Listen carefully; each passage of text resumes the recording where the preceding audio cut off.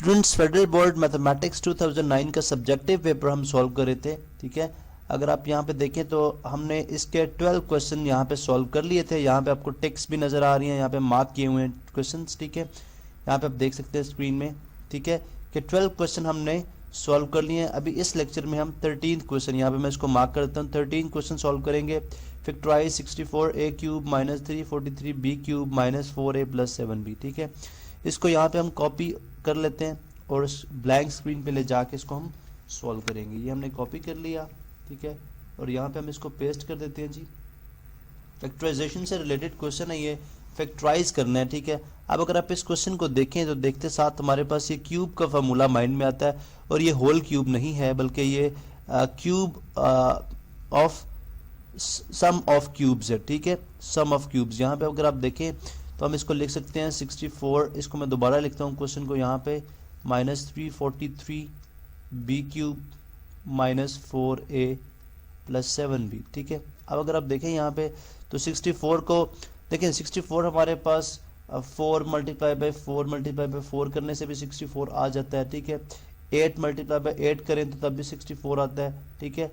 अब इस चीज़ को अगर मैं लिखूं तो 4 क्यूब लिख सकता हूं, इसको लिखूं मैं 8 स्क्वायर लिख सकता हूं। लेकिन चूंकि हम a क्यूब है हमारे पास, हम इसको फॉर्मूले के अंदर कन्वर्ट करना चाह रहे हैं, तो हमारे पास ये जो ऑप्शन है 4 क्यूब वाली, ये बेटर ऑप्शन है, तो लिहाजा हम इसको लिख लेंगे 4, a के ऊपर ऑलरेडी क्यूब है तो 4a होल क्यूब हो जाएगा ये, ठीक है। इसी तरह अगर आप 7 मल्टीप्लाई बाई 7 मल्टीप्लाई बाई 7 करते हैं, ठीक है, तो हमारे पास ये आता है 343, ठीक है, 343 आप कर भी लें इसकी फैक्ट, अगर आपको इस तरह समझना, आप इसकी फैक्टराइजेशन, आप इसके फैक्टर्स बना लें, ठीक है, तो ये बन जाएगा 7 क्यूब। तो अगर ये 7 क्यूब है तो लिहाजा हम इसको लिख सकते हैं 7b के ऊपर ऑलरेडी क्यूब है तो 7b होल क्यूब आ जाएगा। यहाँ से माइनस 4a प्लस 7b आप एज इट इज़ लिखा रहने दें, ठीक है। तो उसके बाद आप देखिए नेक्स्ट स्टेप में हम आ जाएंगे, इसको ओपन करेंगे, हमें फार्मूला पता है जी, a cube minus b cube किसके इक्वल है जी, ये इक्वल है a माइनस b, ठीक है, a square plus A B और प्लस बी स्क्वायर, ठीक है। इसी तरह हम इस फार्मूले के तहत इसको ओपन कर देंगे, ये a है हमारे पास, ये b है, ये बन जाएगा जी 4a माइनस 7b, ठीक है, 4a माइनस 7b, उसके बाद 4a का स्क्वायर, ठीक है, इसी तरह फिर 4a इंटू 7b, इसी तरह फिर प्लस 7b का स्क्वायर, और लास्ट पे 7b का होल स्क्वायर है, और लास्ट पे हमारे पास minus 4a plus 7b as it is, ठीक है। अब अगर आप देखें, ये हमने बेसिकली ये चीज़ एज इट इज़ लिखती है। अब आप देखें कि 4a minus 7b into 16a square plus 28, 7 4 times 28ab plus 7 7 times 49b square आ जाएगा। और यहाँ पे आप देखें ये 4a माइनस 7b है, ठीक है। अब अगर आप देखें तो अगर हम इसमें से यहाँ से -1 कॉमन ले लें, ठीक है, -1 कॉमन ले लें, ये बन जाएगा 4a माइनस 7b, ये भी बन गया हमारे पास 4a माइनस 7b, ठीक है। अब अगर आप देखें तो 4a माइनस 7b यहाँ पे भी मौजूद है, यहाँ पे भी मौजूद है, हम यहाँ से इसको कॉमन ले लेंगे 4a माइनस 7b, ठीक है। और इसी तरह से हम आगे 16a square plus 28ab plus 49b square, और यहाँ पे हमने 4a माइनस 7b कॉमन लिया हुआ, ये आ जाएगा -1, ठीक है। तो ये हमारे पास फाइनल आंसर है। क्वेश्चन पेपर पे हम मूव करते हैं, दोबारा से नेक्स्ट क्वेश्चन की तरफ चलते हैं, ठीक है। नेक्स्ट क्वेश्चन है हमारे पास जी कि फाइंड, यहाँ पे मैं इसको टिक कर देता हूँ, find HCF by division method x4 plus x cube minus 6x square और x4 माइनस 9x स्क्वायर, ठीक है। अब हम इस क्वेश्चन को भी यहाँ से कॉपी कर लेते हैं, ठीक है, और स्क्रीन की दूसरी तरफ ले जाके हम ब्लैंक स्क्रीन पे इसको सॉल्व कर लेंगे, ठीक है। यहाँ से हमने इसको कॉपी कर लिया और हम इसको इस तरफ ले आए और यहाँ पे हम इसको पेस्ट कर देंगे और सॉल्व करेंगे। ये हमने इसको पेस्ट कर दिया जी। चलें, अब अगर आप देखें यहाँ पे तो हम यहाँ पे find HCF by division method, देखें यहाँ पे स्ट्रिक्टली हमें ये बता दिया गया है कि बाय डिवीजन मेथड, अगर ये ना हो तो हम जो है वो फैक्टराइजेशन से, अगर पॉसिबल हो फैक्टराइजेशन से कर सकते हैं, लेकिन जब बाय डिवीजन मेथड तो हमने बाय डिवीजन मेथड ही करना है, ठीक है। चलें, अब देखें हमारे पास है जी x4, दो पॉलिनोमियल्स हैं, x4 plus x cube minus 6x square और दूसरी है x4 minus 9x square. For the time being हम क्या करते हैं जी, एक को डिविडेंड, फर्स्ट हमारी एज ए डिविडेंड आ जाएगी, हायर डिग्री की एज ए डिविडेंड ले लें, ठीक है। और अभी इसमें सेम डिग्रीज है लेकिन इसके अंदर नंबर ऑफ टर्म ज़्यादा, तो हमने इसको एज ए जो है वो डिविडेंड कंसिडर कर लिया। सबसे पहला काम क्या होता है, हम क्या करते हैं यहाँ पे जी कि x4 माइनस 9x², ठीक है, x4 माइनस 9x²।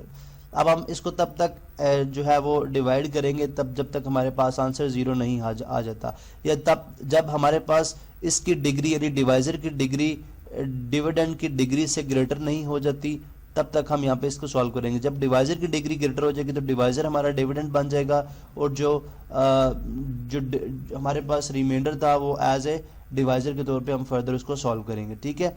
अब देखें यहाँ पे x4 को किस तरह से डिवाइड करते हैं, first term of divisor divide होगी फर्स्ट टर्म ऑफ डिविडेंड से, x4 को डिवाइडेड बाय x4 करेंगे तो 1 ही आएगा, क्या आ जाएगा जी x4। अब यहाँ पे याद रहे ये चीज़ भी आपको हमने बताई थी कि आपने जो पॉलिनोमियल होती है उसको डिसेंडिंग ऑर्डर में लिखना होता है, ठीक है, डिसेंडिंग ऑर्डर। अगर आप डिसेंडिंग ऑर्डर में नहीं है तो आप इसको पहले डिसेंडिंग ऑर्डर में कर लेंगे, इसी तरह डिवाइजर को भी डिसेंडिंग ऑर्डर में लिखेंगे। अब हमने अगर आप x4 डिवाइडेड बाय x4 करते हैं तो ये आ जाएगा 1, बिकॉज x4 और x4 कितना होता है 1, ठीक है, तो 1 टाइम्स हो गया। अब जो डिवाइजर की रिमेनिंग टर्म है, नेक्स्ट टर्म है, वो मल्टीप्लाई होती जाएगी जो अभी तक हमारे पास क्वोशंट है, माइनस 9x² इंटू 1, ये क्या हो जाएगा माइनस 9x², ये x² वाली टर्म के नीचे आएगा, x³ के नीचे नहीं आएगा बल्कि x² वाली टर्म के नीचे आएगा। तो यहाँ पे हम लिख देंगे जी ये तो बन गया x4 और ये बन गया माइनस 9x², ठीक है, यहाँ पे हमने कर लिया।